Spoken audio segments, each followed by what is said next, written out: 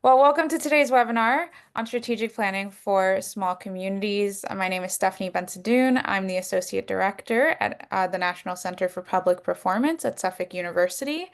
Here at NCPP, we strive to improve performance in the public sector through research, consulting, and building global networks of professionals, practitioners, and scholars.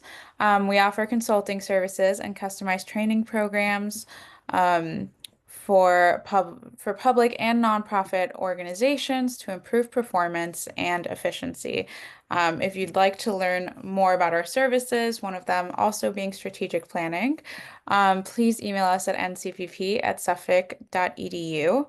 But now to the actual webinar, I am thrilled to introduce our expert guest for today, Stephanie Davis.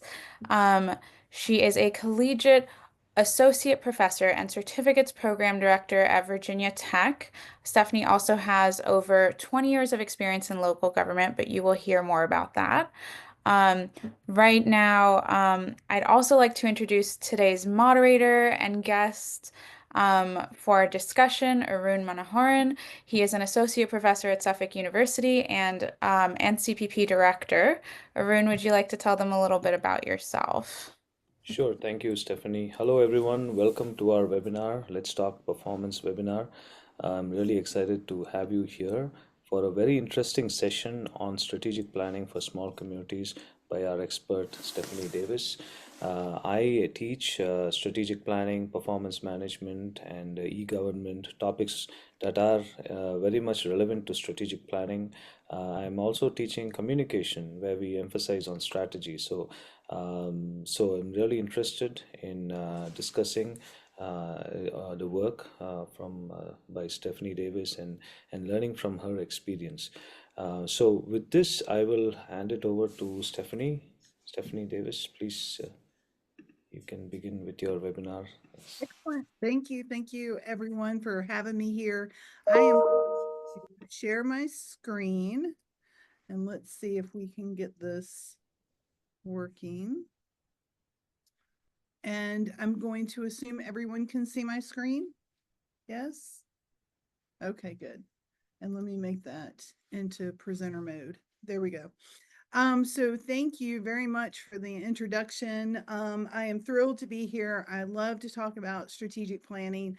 I am going to kind of go through some slides with you all, if I can get this thing to move forward. There we go. So an overview of the presentation today. So we're going to talk about why do we want to do strategic planning. I'll talk to you about strategic planning in action. I have a great case study that I'll walk you all through, and then we'll take some questions. There are a number of slides that are supplemental to the presentation that are included in the PowerPoint.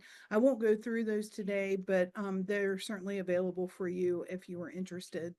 So it's hard to kind of take questions and read the chat while I'm going through the presentation, but if you have questions, please put them in the chat box, and we'll look at those at the end of the presentation and just be thinking about questions that you might have.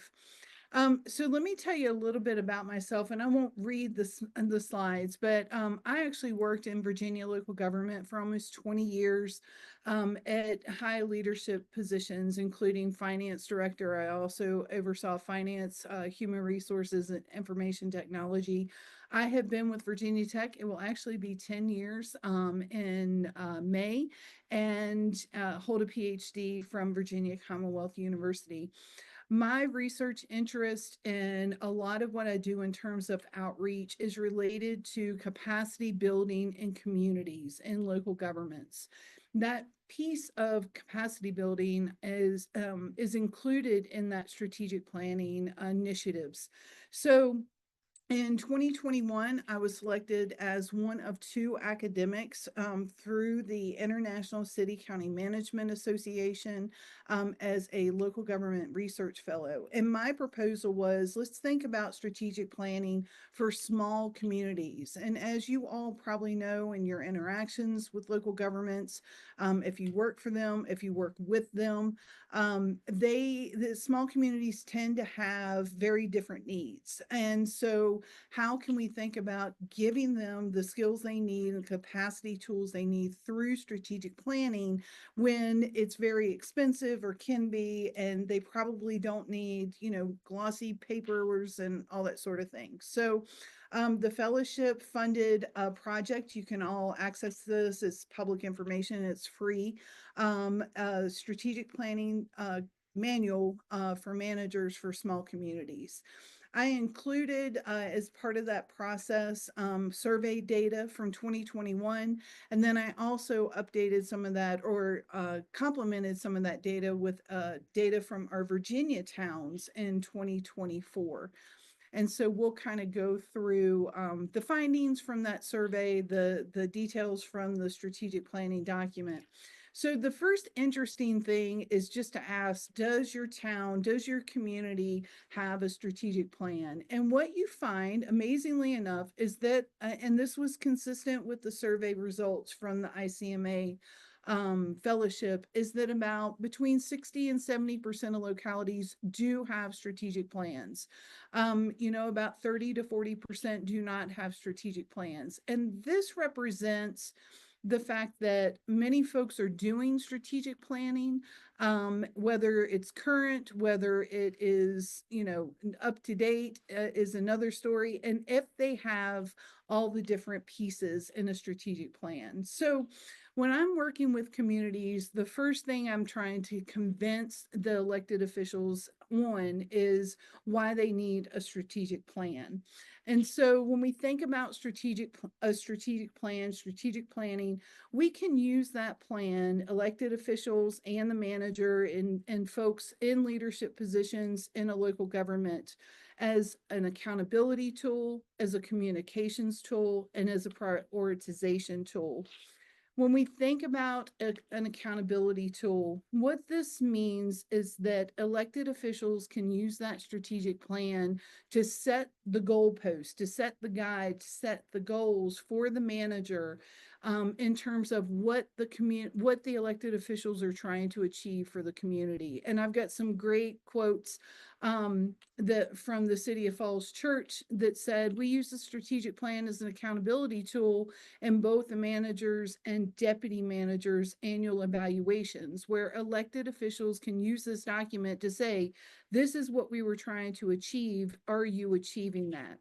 And the results from the survey that I conducted indicated that 94% of local governments agreed that this can be used as an accountability tool. As a communication tool, so part of the survey was assessing how can we use the strategic plan to communicate the goals and objectives and the priorities of the elected officials for the community to both internal and external customers. And so the town of Ashland said, for new council members, this is a great document to really explain what the previous council was doing and have it provide a framework for them to decide as the new council what they're trying to do. 91% of the survey respondents said that the strategic plan is used as a communication device for staff. So meaning I'm able as the manager to say to my department heads and to the folks who are working in the local government, here's why we're doing what we want to do, what we're trying to do. It's because the board or the council has said, these are our goals and that's what we're trying to achieve. 81% of the respondents agreed that yes, this is a communication tool for our citizens. And we have folks that are putting these strategic plans on their website. They're using technology to demonstrate a movement and achievement within that plan, but a way to say to citizens, this is what we're doing for our community. These are our goals based on what the citizens have said, why I was elected, why the council was elected.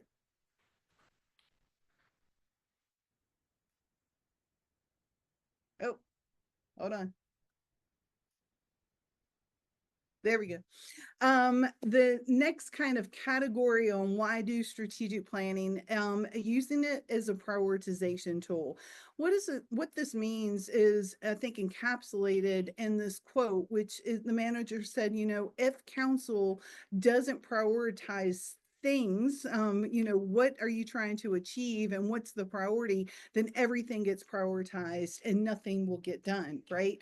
So 81% of the respondents to the survey said that yes, we use it as a prioritization tool for the budget process, that when we go to fund different projects, positions, departments, that we are able to align that spending of those funds with the priorities of the council or the board of supervisors. We use it as a prioritization for staff, ensuring that resources, staff resources, human resources are aligned with the strategic plan, again, from that organizational wide perspective. This is just kind of a summary slide for you all. So based on the survey data that I've received, communities with strategic plans identified several benefits to having a strategic plan. Provides clear guidance to the manager on what the governing body wants to achieve. It can be used as a communication device for staff. It can also inform citizens of what the local government's trying to do. It communicates to employees and internal and external stakeholders what's important, helps the local government manager, the city manager, the county administrator prioritize the work of the organization in order to achieve those goals and strategies within that plan. And many managers, and you wouldn't expect this, or maybe you would, said, this strategic plan helps when there is a controversial issue in our community. The strategic plan helps with decision making, guiding decision making. So if there is a controversial economic development project or budget funding issue, we can use that plan to help guide the decision making in terms of values, in terms of goals, in terms of strategies to achieve those goals. So what are some challenges to developing that strategic plan? Well, I have to laugh because the first thing is, if the elected officials don't want it, we're not going to get a strategic plan. You should just close your laptop and go home if your elected officials don't want this, which is kind of funny because they really need it. But when we think about capacity, organizational capacity, we're trying to build that through many tools, but especially a strategic plan. We can also think about what are some reasons why we can't do a strategic plan. And so that, based on my survey and the work that I did for ICMA, there are three kind of broad areas: financial capacity, administrative capacity, and leadership capacity. And I asked the question, what are some challenges? And basically, this is a great quote. If the elected officials don't want to do the work that's needed for a strategic plan, it's just a waste of time. I didn't make that up. That was an actual quote.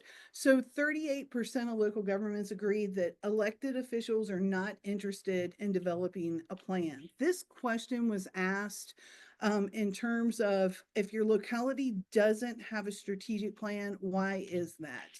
And so, a number of local governments said our elected officials aren't interested. So that's really what we call leadership capacity.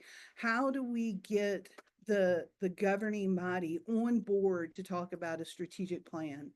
Administrative capacity. So as you all know, this survey, this manual is geared towards small communities, communities with a population of 20,000 and below. If you have a small staff, you are focused on getting the job done, right? Providing services to citizens. And so one of the survey respondents said, there's a lot of things we could do, a lot of things we're trying to do. We just don't have the staff time to do these sorts of things, that it really is a nicety, not a necessity for our community. 44% of local governments agreed they don't have the time to do a strategic plan, and they don't have the staff expertise to do a strategic plan. It makes me chuckle when I think about some of my towns here in Virginia. There may be a population of 2,500. There may be a staff of only about 8 to 10 full-time people for that particular town. They don't have the administrative expertise or the time to be able to do this sort of strategic plan. And then finally, financial capacity. Strategic plans can be expensive, right? In a small town where we live hand to mouth, we can't help but operate day to day. Strategic planning is just a luxury we can't afford. That was one of my survey respondents. So 64%, now we're starting to see the majority of local government said, we just don't have funding for this. We don't have the funds to be able to do this. So when we think about those challenges, I think one of the things that's interesting to think about is how can we have communities build these strategic plans, build some kind of priority process without breaking the bank. And that is part of what we do out of Virginia Tech. Is I provide this service to our small communities here in Virginia, and at I tell them I'm a cheap date, right? So we do it at a really low cost because our goal is to support our communities as a land grant university. And so we can do these types of projects basically really inexpensively, and they get those kinds of service. I think I jumped ahead. So let's talk about strategic planning and action. How does this all work? So this is Stephanie Davis's version of a strategic plan. If you go to large localities, large cities, their strategic plans are going to be fantastic, right? They're going to be pages and pages, and they may even have an entire website dedicated to it. That's not what I'm recommending for my small communities. This is how can you get the most bang for your buck? How can we minimize the time on staff and the governing body, but still get you what you need? So my components of a strategic plan are a mission, a vision, values, goals, and strategies, and that those goals and strategies will support the mission and the vision of the community. I do kind of this cheat sheet for my governing bodies, for my elected officials, having them think about mission. What is it that you do today? Your vision. How do you see your community in 10 to 15 years? What do you want it to say on the front page when they're talking about your town, your city, your county? I have them think about values. What are the key kind of values that guide the decision making of the entire governing body, your city council? What are some things that facilitate decision making for projects, for programs, for funding decisions, that sort of thing? And then what are some of the goals, and then some strategies to achieve those goals? When we think about goals, I want them to think 3 to 5 years, right? The length of your term on council. This particular governing body, I have some folks in Virginia, they have a 2-year election cycle. What do you want to try to achieve in the next 2 years? What are some big goals, and how are you going to achieve those goals? And that's the strategy piece, right? So when we think about strategic planning and action, the first thing we have to do, and I said this earlier, we have to make sure the governing body is on board with this. And I'll be honest with you all, sometimes I don't call a strategic plan because I will have elected officials that they hear those 2 words and they're like, nope, we're not doing that. We're not doing that. But if we call it a planning retreat, or a budget retreat or priority setting activity or something like that. We just call it something different. They're like, oh yeah, well, I think we would like to do that. Dependent on the community, you may want to establish a committee on how we're going to get the strategic plan completed. Are you going to have elected officials on that committee? The manager, of course. Are you going to have staff? And are you going to think about a facilitator? I highly recommend a facilitator because that's that neutral third party that can say to the elected officials, this makes sense or this doesn't make sense. And you don't want the manager to carry that as they're going through this process. Do you need a committee? Absolutely not. I completed a strategic planning session for a town in January. It was just me, the manager, and the council, and it was one-time meeting. We came out of it with this entire plan and they were happy. So it doesn't have to be this formal. These are just tips and guidelines for that. Pre-retreat work. So part of what I talk to governing bodies about is, do you want community input on some of the current issues that are facing the city, county, or town? Do you want community input? And the funny thing is, most of them do not. And here's why. If you're in a community of about 2,500 people, you know everybody. You're seeing them at the grocery store. You're seeing them at the gas station. I have had elected officials say citizen engagement happens every day in a small town. So there are going to be probably the majority of time with a small community, you don't have to do citizen engagement, meaning do we want to do a survey? Do we want to hold focus groups? And that reduces cost, right? I send them, my governing body, city council members, town council, board of supervisors, a packet asking them about their mission, their vision, what are their goals, and aggregate all of that data. It saves a lot of time before we get into a room to do a strategic planning retreat. And so we call that strengths, weaknesses, opportunities, and challenges, a SWOT analysis, however you want to call that. Getting the elected officials' input ahead of time helps streamline the actual day of the retreat. When we think about the retreat, that is the time when everyone's coming together and we're building consensus around the mission, the vision, the values, the goals, and strategies, things that we are trying to achieve. And then from that, it should be pretty easy to come up with a draft report. Again, I'm providing these draft reports. Sometimes they're in an Excel spreadsheet because these are small communities, right? They don't need a 50-page glossy document. They just want a simple, how can I keep track of this? What does this look like? And so we can provide that draft report. We can ask them, do you want to put it on your website for your citizens to see? But definitely you want them to approve that at their next board meeting or council meeting. So once we have a strategic plan, now what? I talked to you all a little bit about adopting the strategic plan. We're going to go through these other pieces as well. So we want the governing body to adopt the strategic plan with a formal vote. We want to have that document accessible to citizens, put it on their website, make sure there's copies available in the town hall.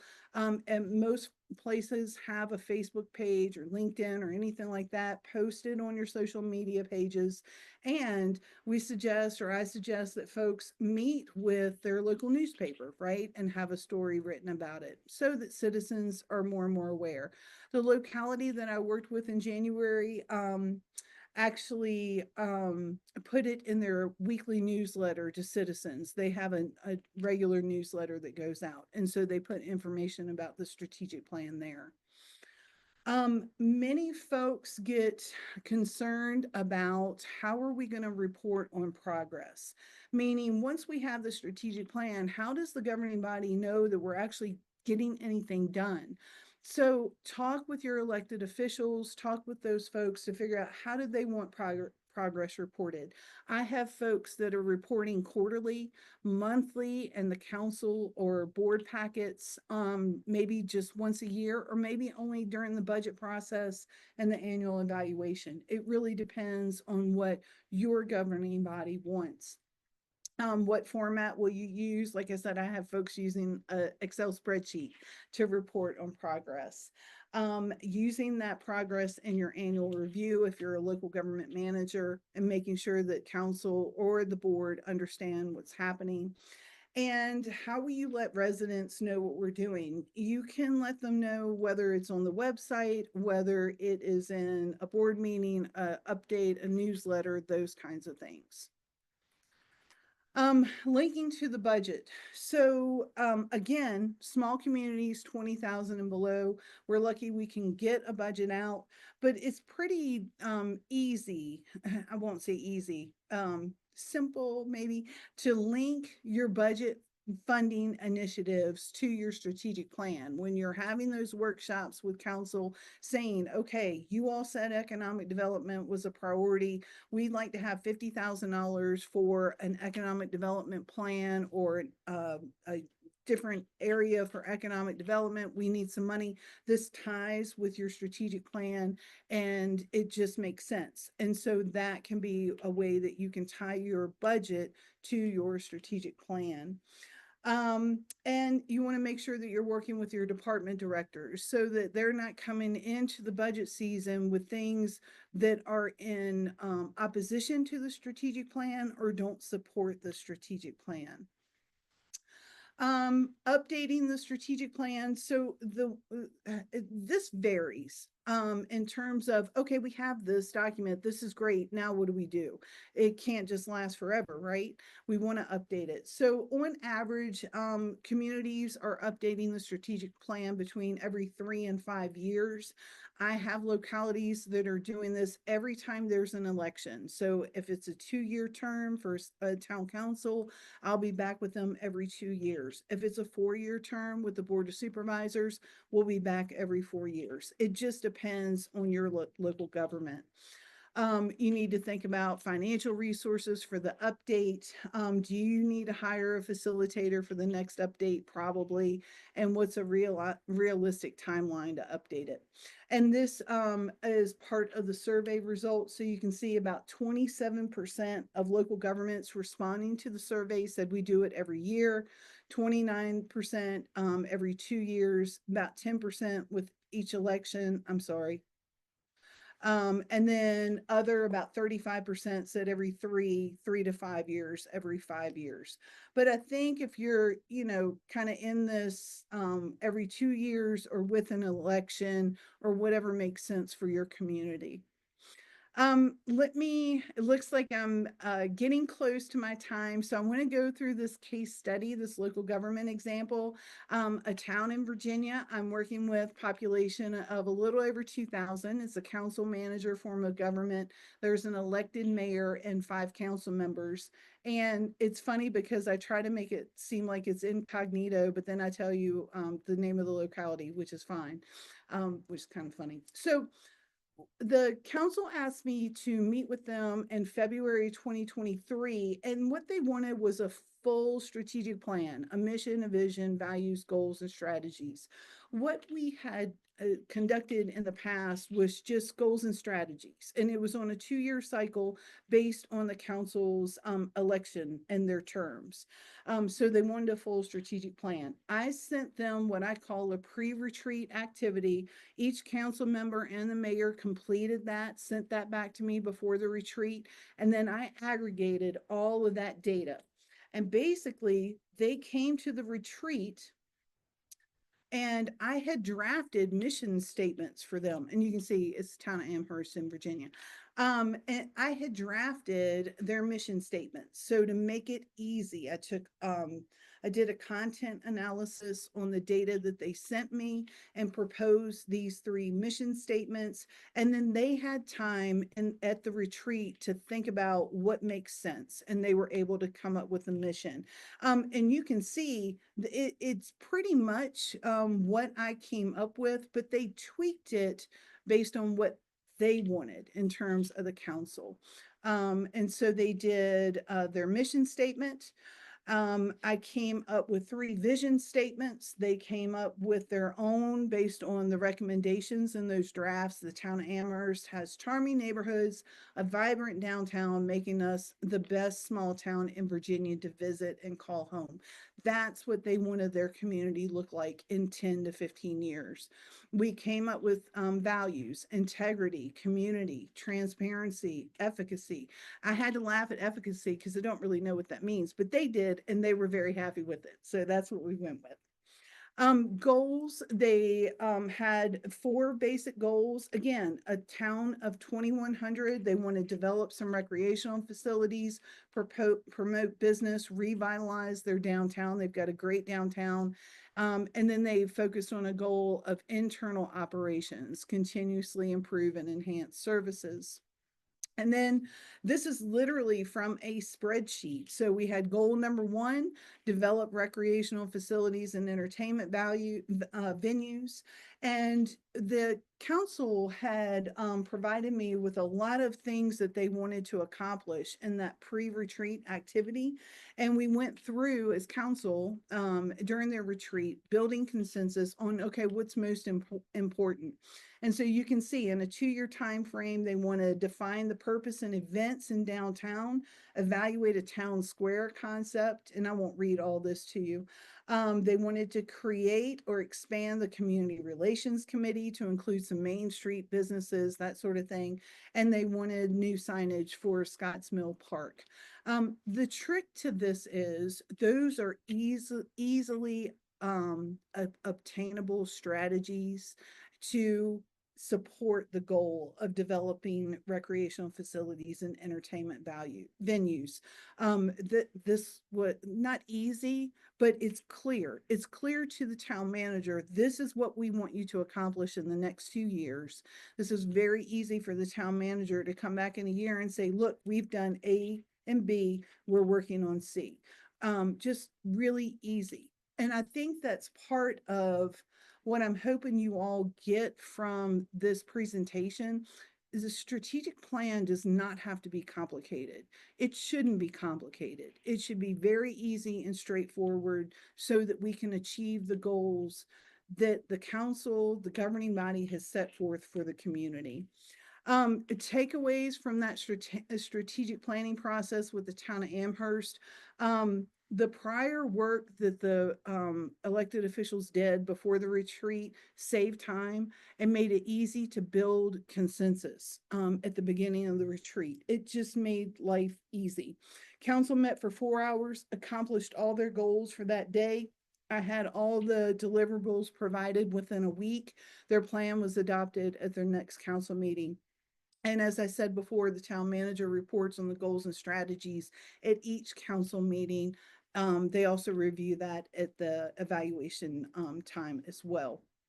So I love this quote. I think it's funny. I don't really think it's funny. It's pretty appropriate. If you don't know where you're going, you'll end up someplace else, right? Yogi Berra. Love Yogi. Questions, thank you. If you are interested in just having a conversation or just talking about process or anything, that's my email address. I'm happy to discuss strategic planning. And as I said before, the ICMA manual is available for download. You can take a look at that. The slides after this are all the supplemental slides, the survey data as well. So with that, I am going to stop sharing. And thank you, Arun. Thank you very Thank much. you. Thank you, Stephanie. This is an excellent presentation of your work. Really, it's very insightful to know the amount of work planning that goes on for the small communities. We usually focus a lot of the strategic plans, they focus on the bigger cities, whereas there's less focus on the small communities. And that's why it is really interesting to hear about your work. I have some questions actually, very related to your work and experience. One thing it's really interesting to see the level of interest from the political leaders, right? Because you would, like you said, you would expect that they would be more supportive of the strategic planning process. So, any thoughts on why they seem to not be that favorable towards, at least in the beginning. Yeah, I think part of it, Arun, really is, and if we have any elected officials on the call, I apologize. I think they believe that they know what's best, that Mhm. they know what they were elected, their platform that they were elected on, and they know how to get things done. And so I don't think that there's a lot of I don't think that elected officials think there's a need for this type of process. They're elected, they know what needs to be done, just get it done. Um, so that's been my experience. I think the other thing is when elected officials hear strategic planning, and I know when I was in local government, this was my board of supervisors. Oh, that's going to be really expensive. We don't need to do that. I mean, it's just that whole thing of we've got to hire some high priced consultant to be able to do this, and we don't have the money for it. We can spend it on other things. So I think that's also part of the resistance as well, Thank you, especially thank in you. small communities. Yep. Thank you, Stephanie. So I want to ask you about the stakeholders. How do you identify them? I mean, I know there's a lot of these methods that we use, but what do you think is the most effective way to identify stakeholders in the community? Yep. So I have seen number one, the first contact is going to be with the local government manager, right? They're going to be the one that's going to facilitate this project. They're going to sell it to their council, their governing body. So it's really the manager starting with them. I have had managers say we want to do a survey. I have had managers say, you know, we really want to focus on the business community. So can you put in some time with the Chamber of Commerce? And I think when um I have engaged with communities that have said, will you come and do a kickoff meeting with our council so they understand what they're doing and you can get some feedback? And I've had council say, you know, we really want to get A, B, and C involved. Like anything else, it's dependent on the community, but I think you have to speak with the manager first to say, how do you want to kind of move this forward? And what is your governing body expectations? That's really the question. So it just depends. It just depends. Yeah, that's a good point. The governing body expectations are also very important because, for example, the private sector businesses, you want them also to be involved, right? And so we need to, I mean, you want to make sure that they are not left out in the process. And maybe if there are any academic institutions, schools, or colleges, they also can contribute a lot in the process. So this is good. With the actual process, Stephanie, I want to ask, we talk a lot about the SWOT analysis, right? Are there other variations of the SWOT analysis? I know in business organizations, there's a lot of variations, but in public organizations and cities and communities, primarily the SWOT is only used. But how do you see that? I think, you know, based on the localities that I work with, either they're not doing a SWOT analysis or they only know a SWOT analysis. And so with elected officials, I'm not trying to throw something new at them. I'm trying to, you know, just make sure they're comfortable with the process. The SWOT tends to be a pretty good way to get feedback from the council members or the board of supervisors.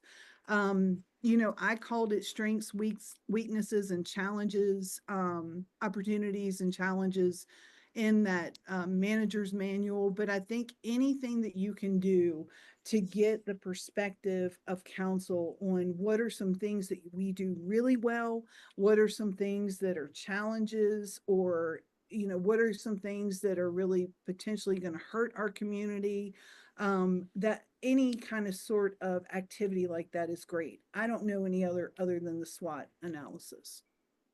Thank you, Stephanie.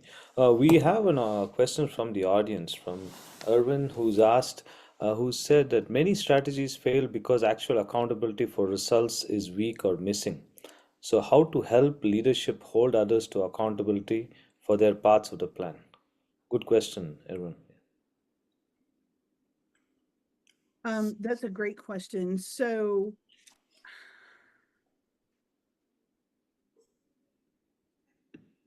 I think um, I want to think about the right way to say this so I don't confuse you.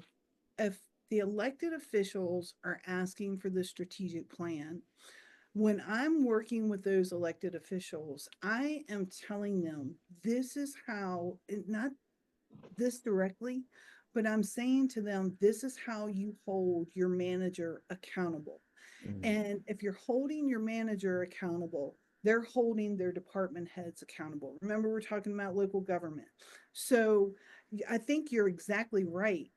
If they have this plan, they being the elected officials, and now can understand that this is the document you're telling your manager, this is what we want done. You're the policy implementer, we're the policy makers. That is the accountability piece. And I I just feel like if you have that plan and the elected officials understand that concept that there's more accountability as a result. Thank you, Stephanie. So Stephanie, I have one question related to this. The one of the last slides, among the last slides that you showed, updating the plan, right? You said at least like 27, a quarter of the respondents, they said that they update the plan every year. So updating a plan, how would you define that? Like what is involved in this updating the plan? Yep. So let me say this. There's a difference between a complete rewrite of a strategic plan and updating the plan. And that may have been a flaw in my question in my survey. First of all, you should not be redoing a strategic plan every year. What you should be doing is looking at the goals and strategies. And as you're completing those strategies, which are the action items, which are what you've told the manager, this is what I want you to do.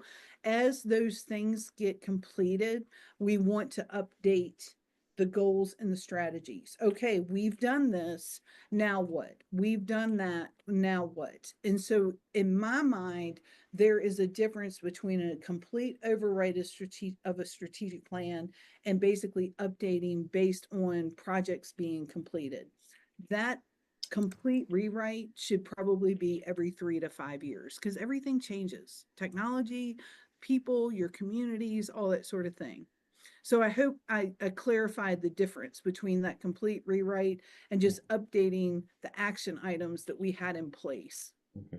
No, that's no. This is very helpful. Thank you, Stephanie. It's actually quite impressive to see, the updates, annual updates, and updates every 2 3 years. So that is really helpful to see that. So I have another question from the audience.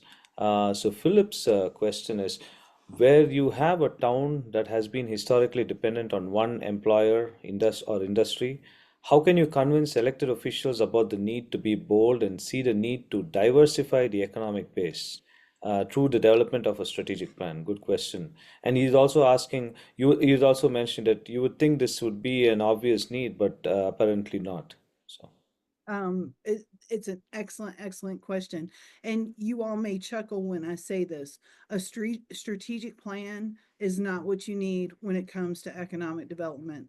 I have done, I have been working in the strategic plan space for quite a while. And when I'm working with these elected officials, they are trying to solve economic development problems in the midst of a non-economic development plan. And I said this in January to the town I was working with. Do you all have an economic development strategic plan? They were like, oh yeah. I'm like, I don't think you do. I highly recommend local governments consider an economic development strategic plan. You can call it working plan, community plan, whatever you want to do, because what's happening is a strategic plan is a broad look at the community overall, right? And we're setting up all these strategies and all these goals, and you can have a goal for economic development all day long with little tiny things. Yes, this is what we want to do in the next 3 to 5 years. But the question I'm hearing from my local governments is we don't have an economic development strategy. We don't know what we want our downtown to be. We don't know any of these things things and this clear vision on what economic development is in our local government. And that's different than having a goal for economic development and some, some quick kind of action items. And so when that question about when a town has been dependent on one industry or employer, how do you convince elected officials? What you need to tell them is you need an economic development vision for this community. What is it that you want to recruit? If you've got one industry, maybe you have a downtown, maybe you have a main street. What do you want these things to look like? Because that is just not one goal and 5 or 6 strategies. That is an overarching plan and vision for economic development in your community. So I would love to say, oh, a strategic plan will solve that. I am finding it does not. You have to have a separate kind of thought process when it comes to economic development. Maybe that's what I'll start doing next is economic development plans. Thank you, Stephanie. I was going to ask you that actually. Have you also done economic development? Not. I have not. But what I have said to a lot of folks is, do y'all have an economic development vision and plan? Y'all need that. And I haven't done them yet. No one has said, will you do that for us? So. Thank you. Thank you, Stephanie. That is great. Another question I want to ask you is, from the presentation is the performance measurement, right? I mean, we talk about performance measurement, strategic planning. We've always seen in many cases it's dealt separately. That linkage, is not really happening. How do you see that? Yep, I'm so glad you brought that up. And I probably should amend this. Keep in mind, I am working with small communities, 20,000 and below. Most of the time, they're 10,000 and below. You saw my example, 2,000 citizens. I do not recommend performance measures as a part of the strategic plan for these small communities. What I tell them, and this is in the manual, is look, you don't have the time or the staff to be able to manage and count pieces, parts, and everything else for workload and outcomes and that sort of thing. What I want you to do is think about the normal questions that your council asks you on an annual basis. Tax rate, number of police officers, number of whatever. Figure out what your benchmark locality list is and have that updated once a year and see how you compare. And in that manual, I talk about performance measures. I personally, based on my expertise, I think it's different. I think it's different for a small community. You don't have 50 people in the data section of the fire department. You've just got to do it ad hoc. Thank you, Stephanie. That's a good point, actually. That's very important because you have to really think about your the customer, the client. Small communities. It's really sometimes you cannot really put everything together and put the pressure on them. So this is really good. I have the next question from the audience. Sukumar's question is: do you see any difference between the master plan and the strategic plan? Is there any preference for the small cities for one? This is a good question also because I'm actually involved, in the master plan of my town too. So yes, I would love to hear from you, Stephanie. So Yep. Absolutely. Two different things. So when we think about a master plan or a comprehensive plan, you are thinking about the physical development of a community, period. And that's what it's focused on. Where are you going to put a road? Where are you going to put a public school? All those kinds of things. It is the physical development. A strategic plan is the overall, think about the overall vision for the community. That master plan or the goals in the comprehensive plan, that's what we call it in Virginia, may be intertwined in the strategic plan, but we are looking at everything. Not just the physical attributes of a community, but what you'll find is strategic plans will talk about the employees and the organization. It'll talk about funding and keeping the budget in line, and we want to reduce taxes might be a strategy. It is looking at the overall community and the vision for the community holistically, where a comprehensive plan or a master plan is looking at it from a fiscal perspective. physical perspective. You need both, quite frankly. I think you need both. Yeah. No, this is a good point. And just to, wanted to clarify, does one be a part of the other, or I mean, these are done separately? I I've think they're seen, done yeah. separately. That's how we in Virginia, we do them separately. Two totally different focuses. I didn't mean to interrupt you, Arun. Oh, no, no, because the town that I'm involved in is involved in this comprehensive plan, but strategic planning is part of that, right? So that's why. So, but yeah, it can. That's a good point to note. So, another question I have is actually, we'll go to one of the. Now, I wanted to come to this question of implementation, but before that, let's go to the next audience question. Laura's question is: I have used forecast for strategic planning.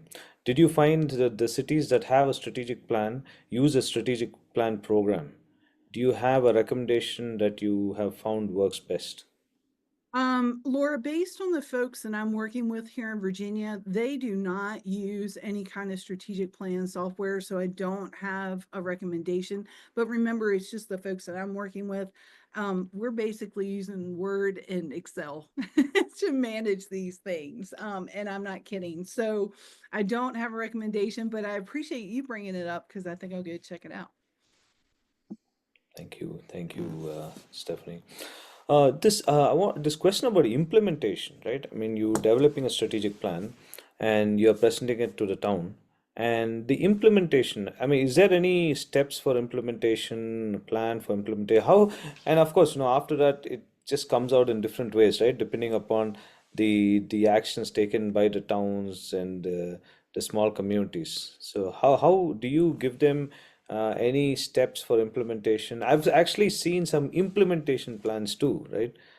So how do you see that?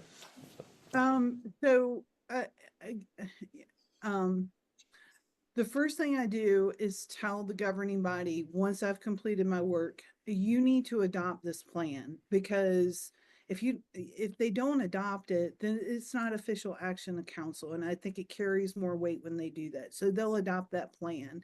In terms of implementation, that falls to the manager and the employees in the local government organization. So the manager has to be able to take that plan and say, okay, here's what we need to do over the next year or the next 6 months or whatever it is.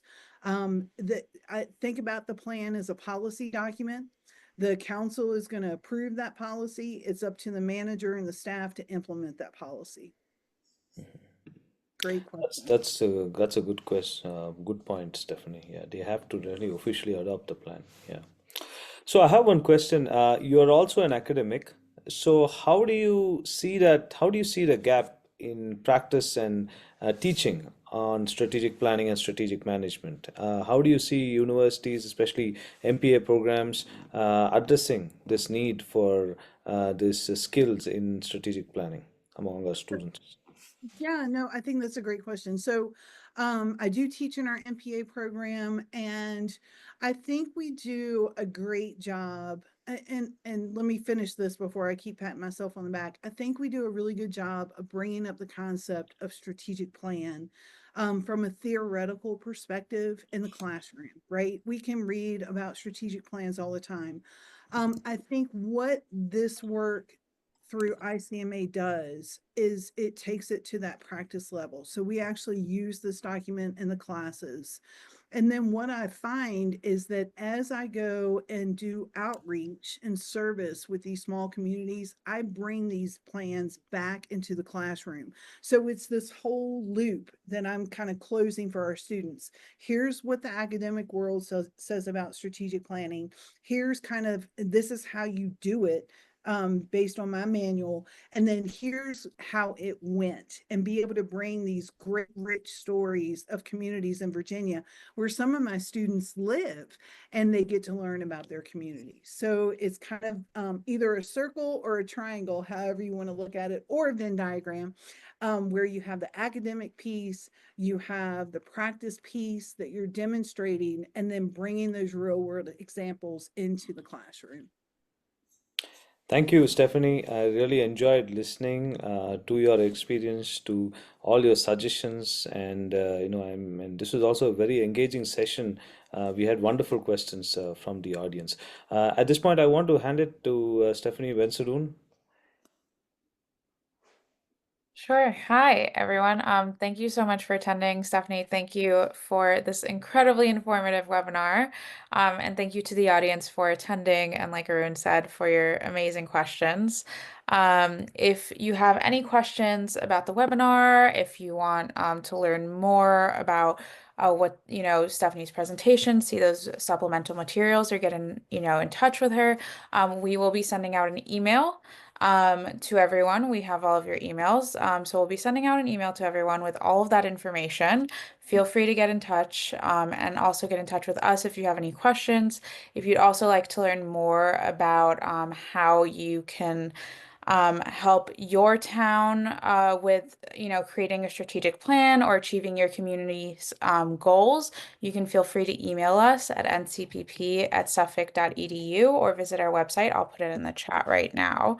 Um, but yes, thank you so much for attending, and thank you, Stephanie, for this great webinar. That was great. Thank you again for inviting me. I'm happy to share and help. And please let me know if there's anything else I can do. Thanks, everyone. Thank Bye. you. Have a great day. Have a great day. Thank you.